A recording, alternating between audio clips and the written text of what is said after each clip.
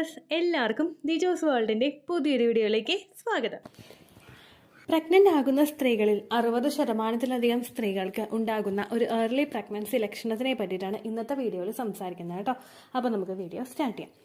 Early പ്രഗ്നൻസിയിൽ പലതരത്തിലുള്ള ലക്ഷണങ്ങൾ സ്ത്രീകൾക്കുണ്ടാകും. First pregnancy, second pregnancy ഒരു സ്ത്രീയെ സംബന്ധിച്ചിടത്തോളം എൻറ്റയർലി ഡിഫറെൻ്റ് ആയിരിക്കും. ചില സ്ത്രീകൾക്ക് പ്രഗ്നൻസിയുടെ ലക്ഷണങ്ങളെല്ലാം തന്നെ ഉണ്ടാകും. മറ്റു ചില സ്ത്രീകൾക്ക് യാതൊരു തരത്തിലുള്ള പ്രഗ്നൻസി ലക്ഷണങ്ങളും ഇല്ലാതെ പ്രഗ്നൻസി പോസിറ്റീവ് ആകുന്നവരും ഉണ്ട്. അപ്പോൾ ഇവിടെ ഞാൻ സംസാരിച്ച 60%-ലധികം സ്ത്രീകൾക്കുണ്ടാകുന്ന പ്രഗ്നൻസി ലക്ഷണം എന്ന് പറയുന്നത് അവരുടെ ഫിസിക്കൽ കോണ്ടാക്ട് ചെയ്യാനായിട്ടുള്ള ആഗ്രഹം റിഡ്യൂസ് ആവുന്നതാണ്. ഓവുലേഷൻ സമയങ്ങളിലാണ് പ്രഗ്നൻസി ട്രൈ ചെയ്യുന്ന പല പാർട്ട്നേഴ്സും ഫിസിക്കൽ കോണ്ടാക്ട് ചെയ്യുന്നത്.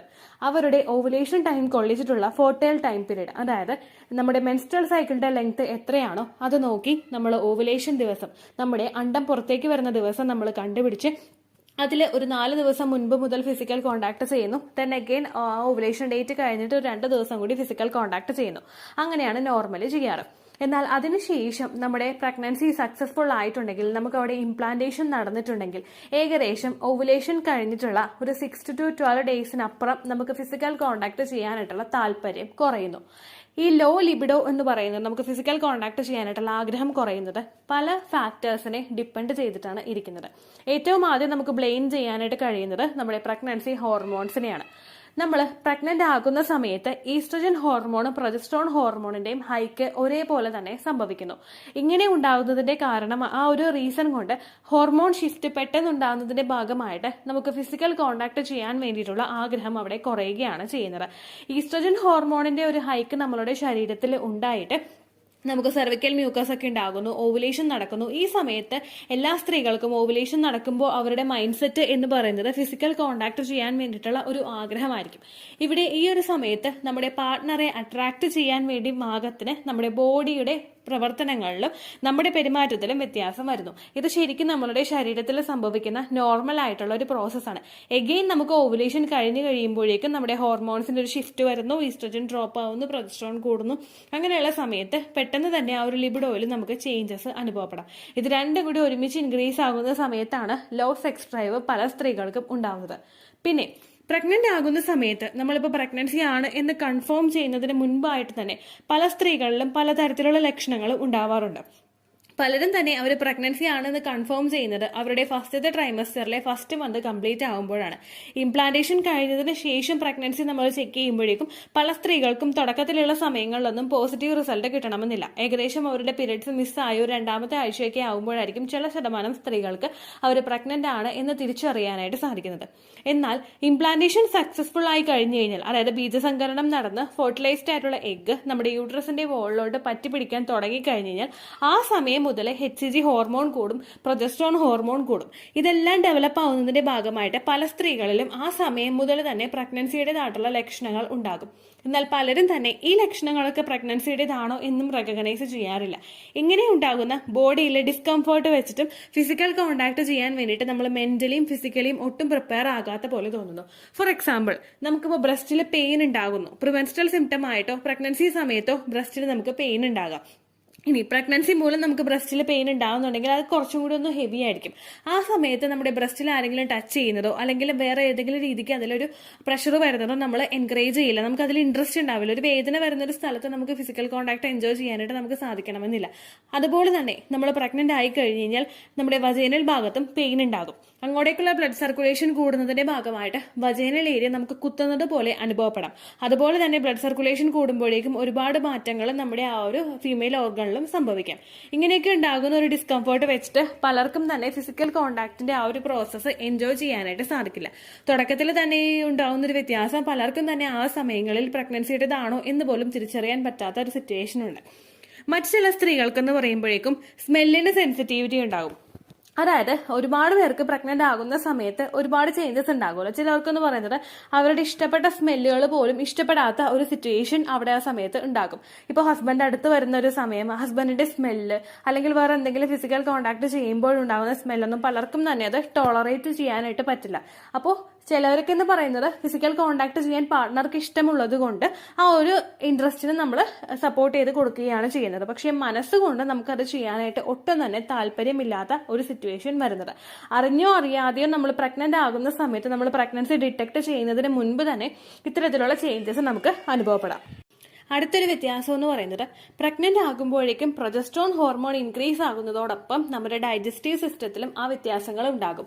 നമുക്ക് വയറിന് അസ്വസ്ഥതകൾ ഉണ്ടാകും, ബുദ്ധിമുട്ടുകൾ ഉണ്ടാകും, ബ്ലോട്ടിംഗ് അനുഭവപ്പെടും. അതായത് നമുക്ക് വയറ് ഭയങ്കര ഹെവി ആയിട്ട് വേദന ഇടക്കിടക്ക് വരുന്നത് പോലെ, വയറ് ദഹിക്കാതെ ഭക്ഷണം കിടക്കുമ്പോൾ നമുക്കൊരു ഡിസ്കംഫോർട്ട് ഉണ്ടാവില്ലേ, ഗ്യാസ് വന്ന് തിങ്ങുന്നത് പോലുള്ള ബുദ്ധിമുട്ടുകൾ, അങ്ങനെ പല ഡിസ്കംഫോർട്ടും നമ്മളുടെ ശരീരത്തിൽ ആ ഒരു പ്രഗ്നന്റ് ആകുന്ന സമയത്ത് ഉണ്ടാകും.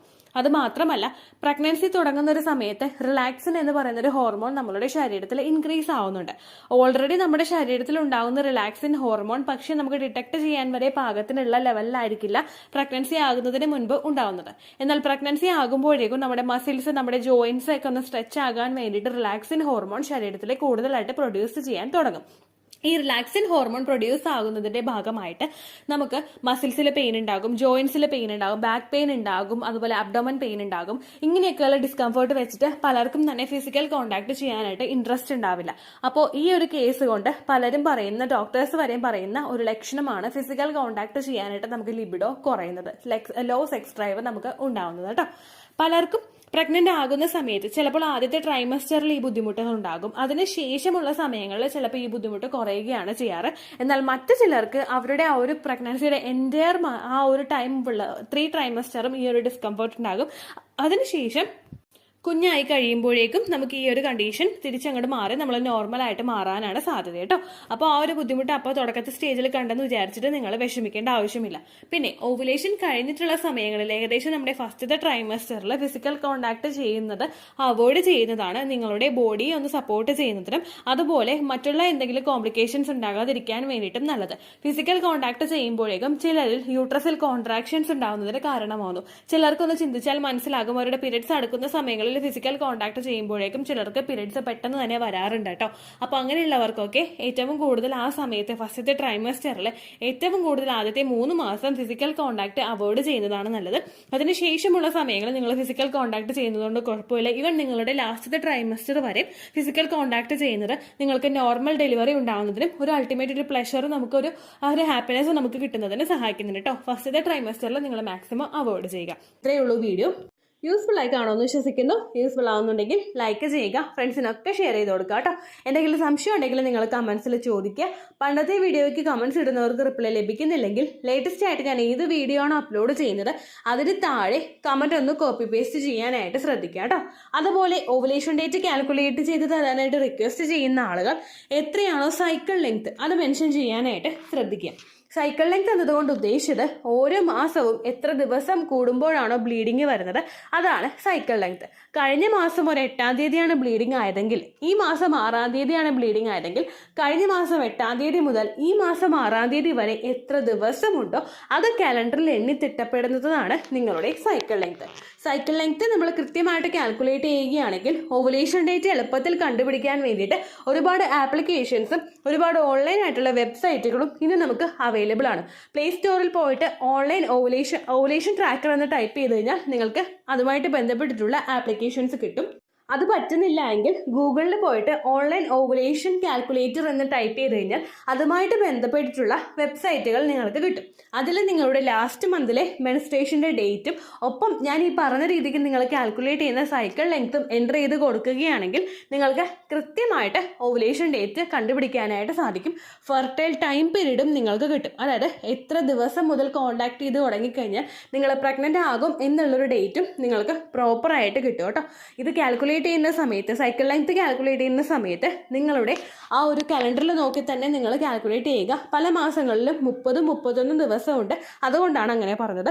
ഒപ്പം നിങ്ങൾക്ക് ബ്ലീഡിങ് തുടങ്ങിയ ദിവസത്തിന് വേണം നിങ്ങൾ ഡേ 1 ആയിട്ട് എടുക്കാൻ വേണ്ടിയിട്ട്. സ്പോട്ടിങ് തുടങ്ങിയ ദിവസത്തിനെ, അതായത് ചെറുതായിട്ട് ഡിസ്ചാർജ് പോയി തുടങ്ങിയ ദിവസത്തിനെ നിങ്ങൾ കൺസിഡർ ചെയ്യേണ്ട ആവശ്യം ഇല്ല കേട്ടോ. അപ്പോൾ ഇത്രയേ ഉള്ളൂ വീഡിയോ. അടുത്തൊരു വീഡിയോ ആയിട്ട് നമുക്ക് വീണ്ടും കാണാം. ബൈ.